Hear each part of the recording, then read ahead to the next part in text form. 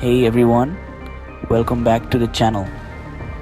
Today, we're diving deep into a topic that's crucial for S Corp owners: how to file taxes for an S corporation in the USA. Whether you're new to the S Corp world or just need a detailed refresher, this video will walk you through everything you need to know. Let's get started.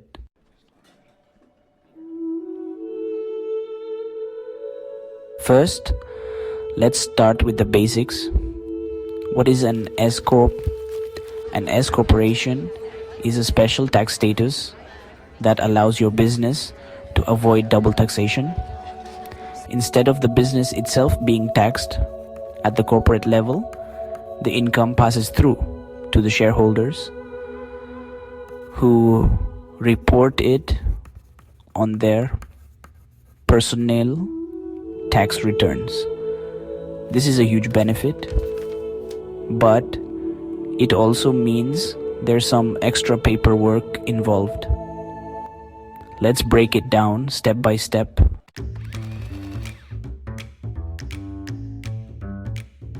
Before we dive into the forms, let's talk about what you'll need to file your S Corp taxes. Here's a checklist. 1. Form 1120-S. This is the main tax form for S Corps. 2. Schedule K1. This form goes to each shareholder to report their share of the income. 3. W-2 forms. If you're an employee of your S Corp, you'll need this for your salary. 4. Business expense records. Keep track of all your deductions. 5. State tax forms. Depending on where you live, you may need to file state-specific forms. 6. Payroll records. If you have employees, make sure your payroll records are up to date. 7. Bank statements and financial records. These will help you accurately report income and expenses.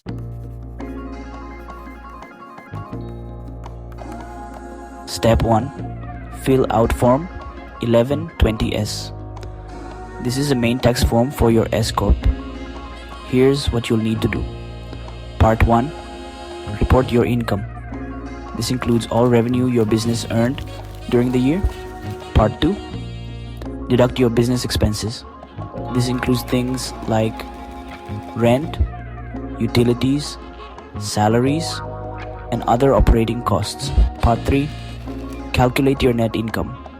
This is your total income minus your expenses. Part 4. Report any taxes owed. Most S Corp don't owe federal income tax, but there are some exceptions like built-in gains tax or excess net passive income tax. Form 1120-S is due by March 15th, so mark that date on your calendar.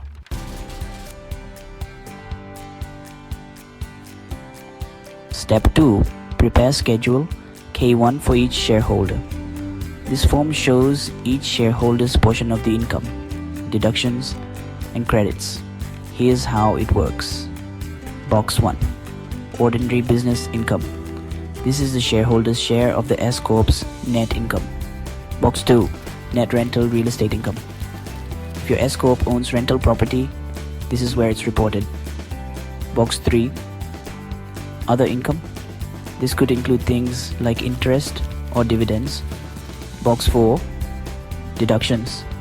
This includes things like charitable contributions or Section 179 deductions. Each shareholder will use their K1 to report their share of the S Corp's income on their personal tax return. Make sure to send these out by March 15th.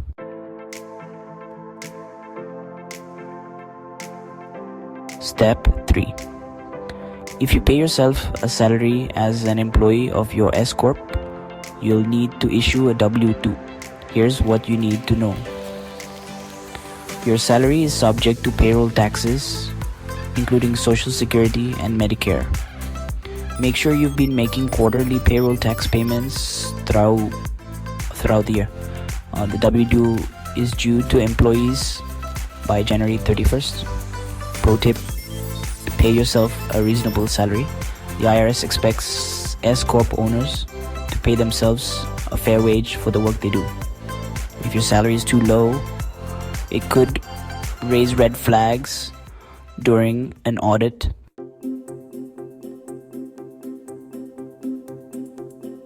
Step 4. Deduct your business expenses. This is where you can really save a lot of money on your taxes. Here are some common deductions for S Corp. Office supplies like pens, paper, and printer ink. Anything you use to run your business.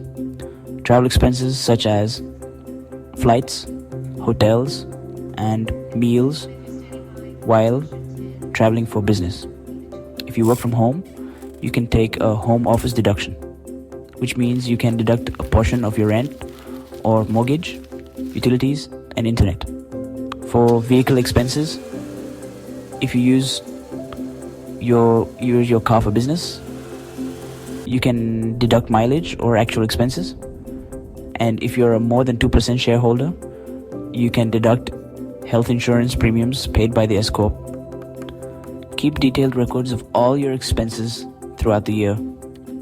Every dollar you deduct is a dollar you don't pay taxes on.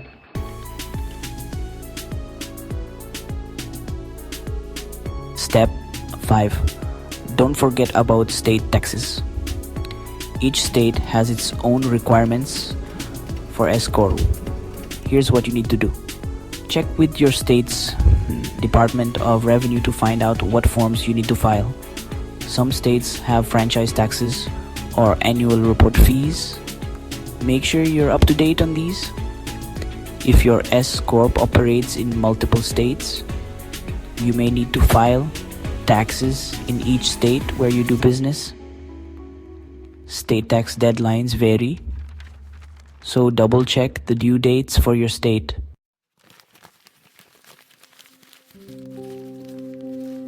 Let's quickly recap the deadlines. March 15th, Form 1120S is due. March 15th, Schedule K1s are due to shareholders. April 15th, shareholders must file their personal tax returns, including the K1 information.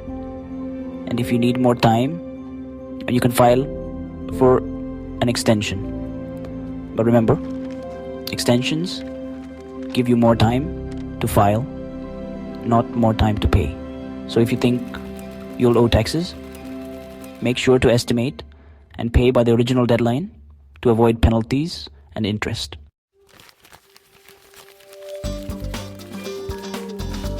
Filing taxes for an S Corp doesn't have to be overwhelming.